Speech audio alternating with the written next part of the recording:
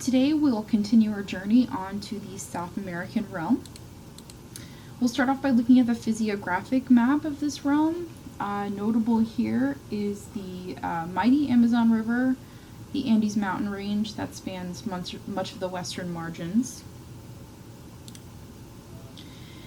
So we have the Russian realm, which was the widest, but the South American realm is the longest measured from north to south. Because of its size and span, there is a wide range of climates in this realm. We also have a variety from tropical rainforests to snow-capped mountains and grasslands. The people who migrated into the continent thousands of years ago are now known as the Amerindians and spread across the realm, forming societies as diverse as the continent they inhabited. By 1,000 years ago, there were a number of successful cultures that thrived here. Let's look at the map of indigenous and colonial domains of South America. We see up near the top, near the Caribbean, of course, we have peoples from the Caribbean fringe. In the brown area to the left, we see the Andean people throughout the mountain range, and then the wide area of green are the peoples of the tropical rainforest. But in the southern cone and in the east, we see nomadic patterns. The Inca state, the Incas inhabited an Altipano, which is just a high altitude valley area, which was rich in soil, water, and building materials. These people built massive stone structures. You might be familiar with Machu Picchu, as well as bridges and roads. The Incas were successful farmers and manufacturers and scholars, and their empire was brought to an end by European invaders in the 1530s. For the Iberian invaders, we're looking at Francisco Pizarro, who learned of the wealth of gold and silver that the Incas had and arranged a successful attack from the Peruvian coast in 1531. Neighboring peoples also fell to the conquest, and Portuguese invaders soon followed. Let's take a look at the population map. We know that the current map looks a lot different than it would have looked before the Europeans came over. Indigenous Amerindians didn't shy away from settling in harsh environments. As we've seen before, these indigenous societies fell to conquest and disease. As many as 90% of native Amazonians died within the first few years of European contact. Now, most of the population is concentrated around the coasts. We do see some residual population concentrated inward in the island, in the area of Peru, a holdover from the Inca Empire. In South America, we're looking at layers of culture. The European invaders wiped out much of the culture of the indigenous people. They also brought Africans as slaves. We're mostly looking at plural societies, where people of different cultures and ethnicities clustered together but generally did not mix. Agricultural land use and deforestation are huge things that we're concerned about in this realm. So we have a mix of commercial agriculture, which is large-scale agriculture, as well as subsistence agriculture, which is mostly for household use. Land use varies by physiography. So in the Amazon basin, we see agroforestry, and we see ranching in the southern cone. We see different forms of agriculture scattered throughout. Deforestation is a particular problem in this realm. Agricultural demands require the burning and clearing of tropical woodland.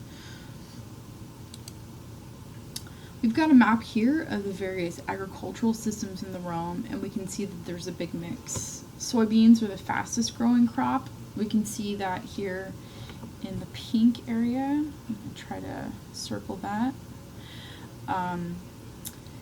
In the Amazon basin, we have all of that agroforestry, so that's this area. We have some plantations near the coasts, and some concentrated areas of dairy production as well. Manufacturing is growing in this realm, but it is concentrated in countries such as Brazil, Chile, and Argentina, while Peru, Ecuador, and Bolivia struggle to modernize their economies. So we're seeing uneven development. Brazil is one of the 4 biggest emerging markets in the world. It's one of the BRICS.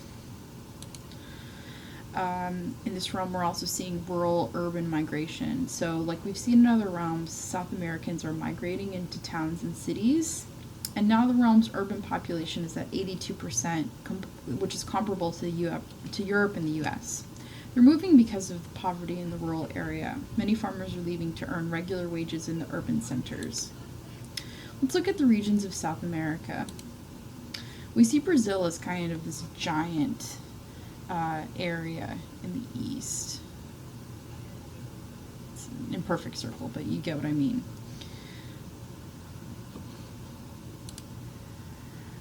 We see Brazil, this giant area. We see Argentina taking up much of the southern cone. Chile, with its unique shape on the western coast. Heading up north and west, we have Peru, and we have Colombia near the top. As far as the Caribbean north goes, let's look first at this region. We see a lot of similarities to the Caribbean neighbors in Middle America in terms of colonial heritage. There's African slave labor on plantations. Places like Guyana, Suriname, and French Guinea exhibit the plantation dependency, especially on their coasts. But in Colombia and Venezuela, the people were drawn inland by farming, ranching, and mining. Colombia has an incredibly varied environmental geography and has tons of natural resources, but a history of conflict and violence has led to its demise. Venezuela has similarly suffered from political instability. And in the small Guineas, we see a varied colonial heritage from the English, the French, and the Dutch. French Guinea is still a French dependency. It's the only dependency in the realm. The Andean West is dominated by the extensive mountain chain. Despite European conquest, 40% of Peru's residents are Amerindian, and 57% of Bolivians are as well. This is South America's poorest region, but it's looking for hope in natural resources.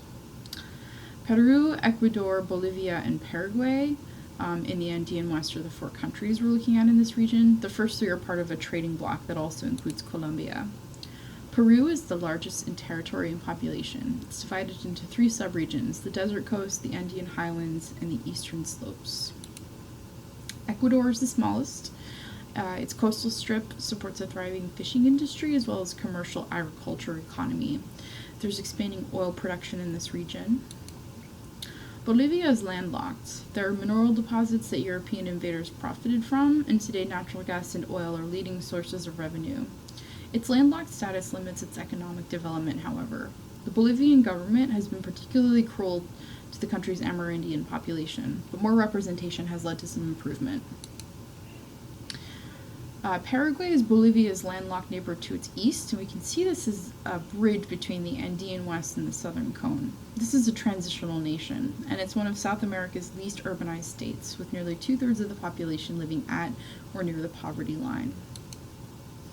The southern cone, which is named for its cone shape, includes Argentina, Chile, and Uruguay.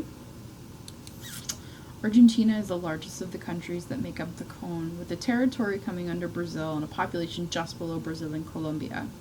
Because this area is so huge, there's a lot of environmental variety divided into 6 subregions, including the Pampa, or the plain region. The Pampa is home to large-scale commercial gain and meat production. It's very urbanized, has a strong Spanish heritage, but it also has a history of economic volatility. Chile is on average just 90 miles wide, but 2,500 miles long, and of course ranges over different environmental zones. 90% of the population inhabits middle Chile. The Atacama Desert lies to the north, and the southern coast makes up the other subregion. Uruguay is small and densely populated and has historically served as a buffer state between Spanish Argentina and Portuguese Brazil. It's been obstructed by its larger neighbors. There's a thriving tourist industry as well as some agricultural activity. Brazil is the giant of South America. Territorially, it's 5th in the world as well as in population. It embraced a democratic government in 1989, which has been a major force of stability. Brazil has a diverse population, in part due to the African influence when the Portuguese brought many slaves. There's been a lot of racial mixing in this region. There's even a sizable Japanese population in the Sao Paulo state. Brazil is a largely Catholic country. Despite its success, it's plagued by inequality and poverty, with the richest 10% of the population controlling half of the country's wealth, and the poorest 20% of the people living in terrible conditions.